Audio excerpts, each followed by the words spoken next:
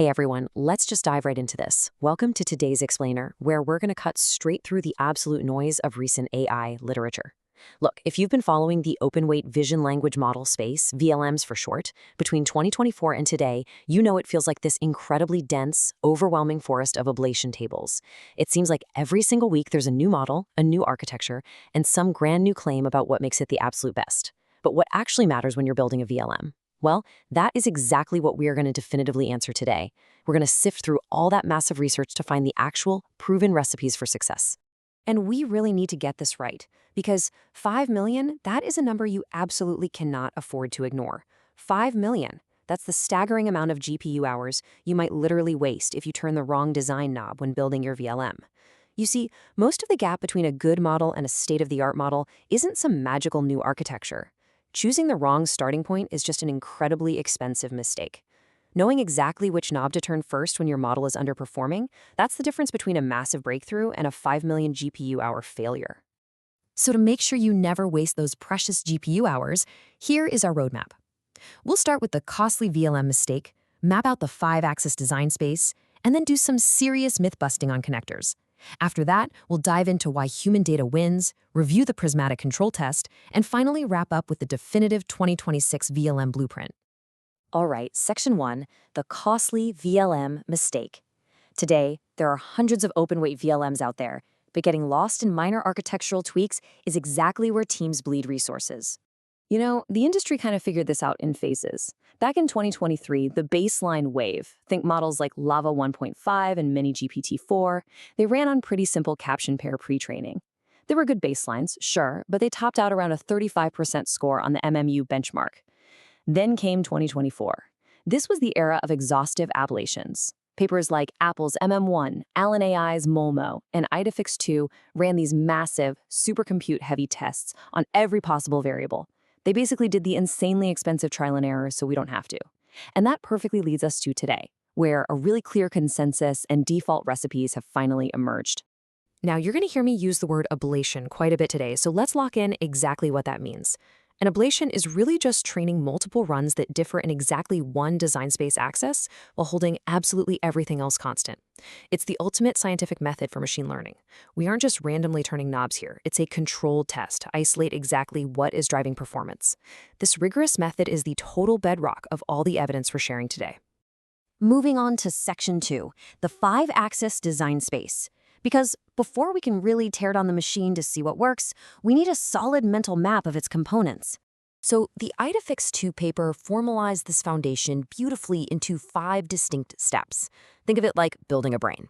Axis 1 is the image encoder. These are the eyes of the model, like clip or siglip. Axis 2 is the connector, kind of like the optic nerve, bridging those eyes to the brain. Axis 3 is the language model itself, the core reasoning brain, like a Llama 3 or a QN. Axis 4 is the training data, the textbooks the brain actually learns from. And Axis 5 is the resolution schedule, which is essentially how detailed the images are that we feed into those eyes. Every single production VLM out there has to make a crucial choice on each of these 5 axes. Okay, Section 3, myth-busting connectors. This is where we get to tear down some incredibly persistent industry misconceptions. For the longest time, engineers absolutely obsessed over the connector. You know, that bridge between the vision encoder and the language model. But man, papers like MM1 ran the ablations and the results were completely shocking.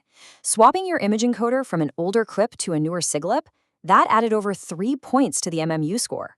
Doubling your LLM size, that added another 3 to 4 points. But swapping the connector architecture itself, that added less than 1 single point. The data is literally screaming at us here. The connector architecture simply is not where the magic happens. Look, you could use a simple 2-layer MLP, which basically just passes token patches straight through. Or you could over-engineer a highly complex 32-query Q-former. The verdict? It barely matters. What actually does matter is sheer token count.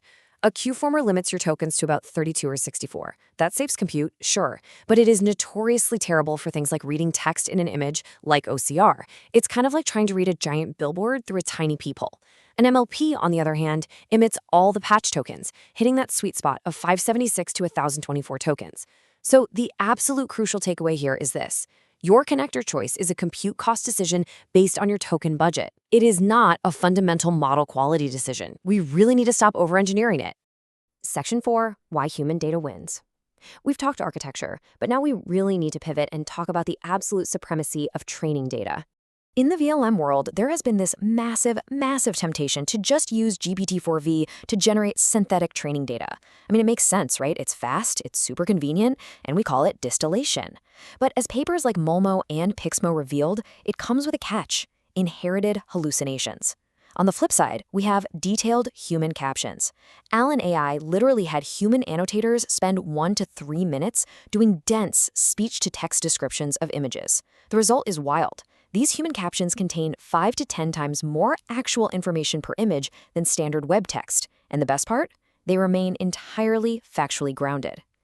And wow, the results of that human effort are nothing short of dominant. Momo 72B, which was trained purely on detailed human data without any of that GPT-4v distillation, literally went head-to-head with Llama 3.2 90B Vision, a significantly larger model that relied on distilled data. Momo won on 11 out of 11 benchmarks, a complete sweep, no contest. It completely proves that caption density and grounding crush both sheer model size and the easy convenience of synthetic distillation. For the modern frontier of VLMs, human data just wins, period. All right, Section 5, the prismatic control test. If you're still looking for undeniable proof of our teardown today, well, this is it. So, the Prismatic VLMs paper ran the ultimate controlled comparison.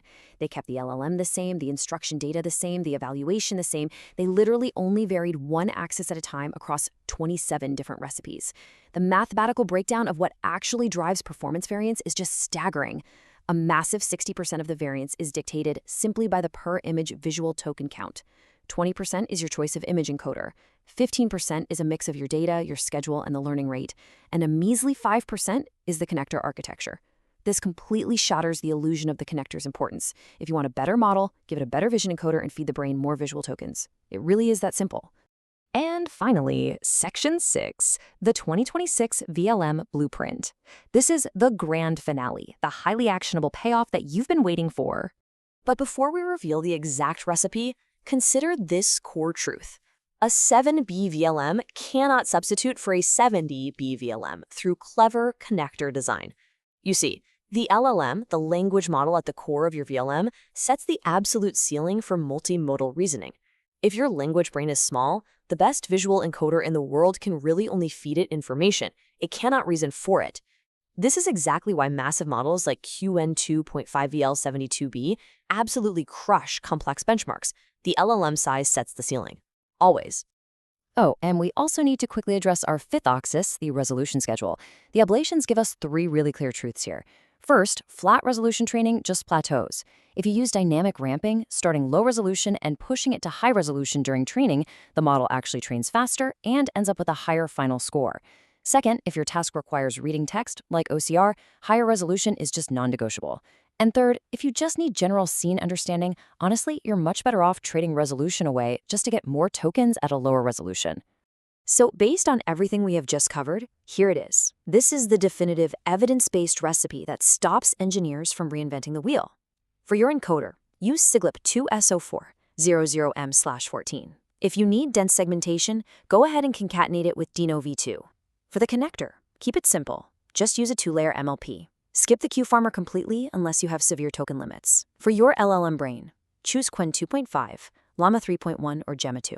You can use 7B to keep costs low, or jump to 70B if you need top-tier reasoning. For data, use a solid mix of Pixmo, Shared GPT-4v, and Cauldron. And finally, for resolution, run dynamic sizing from 256 up to a maximum of 1280. Every single one of these choices is backed by rigorous, heavily measured ablations. You now have the definitive map to navigate the entire VLM space. You know what actually matters, you know what's just noise, and you know exactly how to build a state-of-the-art model without wasting millions of GPU hours. So, we're going to leave you with this final, provocative challenge for your next project. Given your compute budget, which knob are you going to turn first?